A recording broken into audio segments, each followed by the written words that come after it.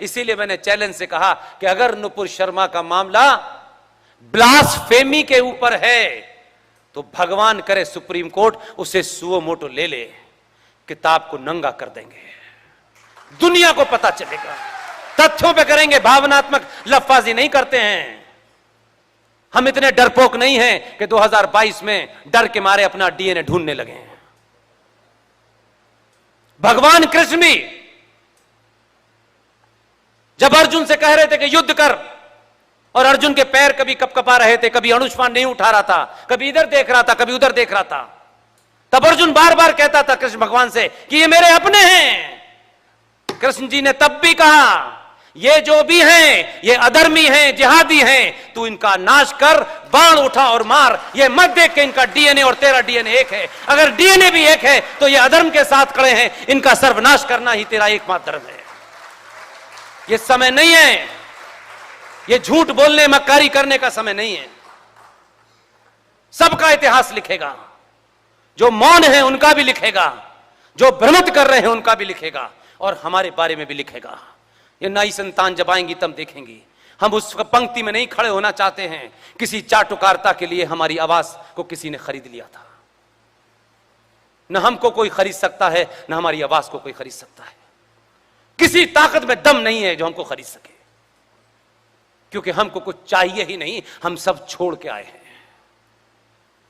इसलिए उन मुद्दों को उठाइए जिससे भारत राष्ट्र खतरे में है। 9 राज्यों में आपकी स्थिति यह हो गई है कि आप अल्पसंख्यक हो गए हैं। 20 राज्य हैं, हर 10 साल के बाद सेंसस होता है। सेंसस की डेट ड्यू है। ईमानदारी से कह रहा हूं, जिस दिन भी सेंसस आएगा जमीन निकल जाएगी आपके नीचे से। सिर्फ आप गाली देंगे, फ्रस्ट्रेट होंगे, इसको उसको, उसने ये नहीं किया, इसने ये नहीं किया। इससे पहले डेट में जो होगा, जो हो चुका है, सिर्फ सार्वजनिक होना है, उसमें मत खड़े होइए।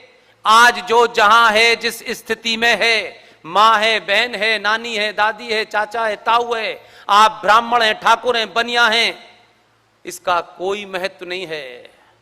फौजी जब मर के आपके गांव में पहुंचता है, जब वो वीर गति को पूरा प्राप्त होता है, तो कोई माई का लाल ब्राह्मण ये बताए कि उस जो निकलता है आपके यहां से, तो कोई पूछता है कि ये भाई साहब शर्मा जी थे या यादव जी थे।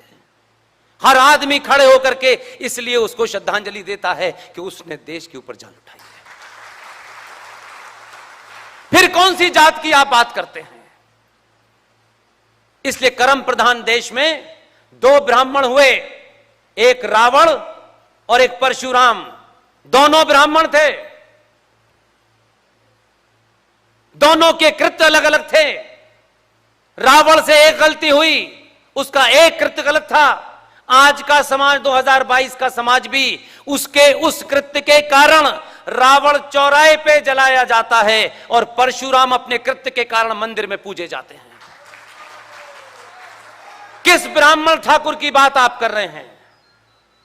आज हमारे साथ हम बहुत सारी घटनाएं कल तक देखते हैं, इसलिए आज मैं कोई आपको ऐसी एग्जाम्पल नहीं देता हूं कि आप कहें कि ऐसा तो हुआ नहीं।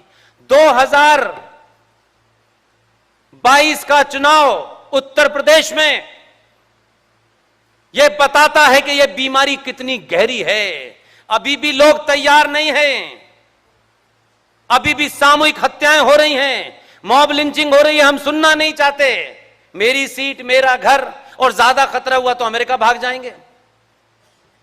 आज भी यह घटना मुझे बार बार इसलिए कहने पड़ती है कि यह बीमारी छोटी मोटी नहीं है, बहुत सोच समझ के हिंदुओं के ठेकेदारों ने आपके अंदर डाली है।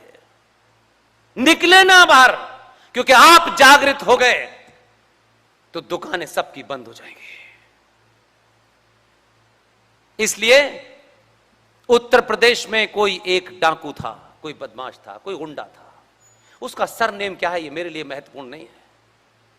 उसको गोली मारने पर, उसका इनकाउंटर करने पर कुछ लोगों ने योगी को बदला लेने के लिए 303 से 264 पे पहुंचा दिया। लेकिन आपके शास्त्र क्या कहते हैं? आपका वेद क्या कहता है? आपका इतिहास और साहित्य क्या कहता है? भगवान राम क्षत्रिय थे। और क्षत्रिय ने जब रावण जैसे ब्राह्मण का वध किया, तो आज तक इतने जातिवादी होने के बावजूद भी किसी ने भी भगवान राम जो क्षत्रिय थे, यह नहीं कहा कि इस क्षत्रिय ने एक ब्राह्मण का वध किया है। आज तक ये नहीं कहा। आप ब्राह्मण को गाली दे लीजिए, आपका दिल करे तो, उससे ठंडक मिलती हो, लेकिन सच को सामने रखिए, ऐतिहासिक पर्सपेक्टिव में रखिए। वही ब्राह्मण उस क्षत्रिय को, जिसने रावण रूपी एक आदमी की हत्या की थी, जो इत्तेफाक से ब्राह्मण था, न ब्राह्मण ने उस पर ब्राह्मण वध का आरोप लगाया, लेकिन क्योंकि भारतीय समाज में सिर्फ त्यागी लोगों की पूजा होती है, जिसने त्याग कर दिया उसको लोग पूजते हैं। भगवान राम ने सत्ता से लेकर के सब कुछ त्याग कर दिया, इसलिए वो मर्यादा पुरुषोत्तम राम हैं। वही ब्राह्मण मंदिर के अंदर बैठ करके उस क्षत्रिय की पूजा करता है जिसने रावण का वध किया है। कौन से ब्राह्मणवाद की आप बात कर रहे हैं? किस ब्राह्मण को गाली दे करके आप संतुष्ट होना चाहते हैं? और तीसरा सच जो इस देश के हिस्टोरियन ने, स्वार्थी नेताओं ने बना दिया, वही ब्राह्मण मंदिर में बैठता है, रामायण पढ़ता है। किसने लिखी थी वो रामायण? वाल्मीकि ने। उस रामायण को पढ़ता है। वो ये नहीं देखता कि इसे ब्राह्मण ने लिखी थी कि नहीं लिखी थी। कहां बात कर रहे हैं मेरे भाई? किस गलतफहमी के शिकार हैं? किस चक्कर में है कि हम जाति से हो जाएंगे तो 4 सीटें रिजर्वेशन की मिल जाएंगी, 2 थोड़ा सा फायदा हो जाएगा। आपने रिजर्वेशन, ये जीवन, ये नौकरी, पूरी दुनिया का इतिहास उठा के देख लीजिए।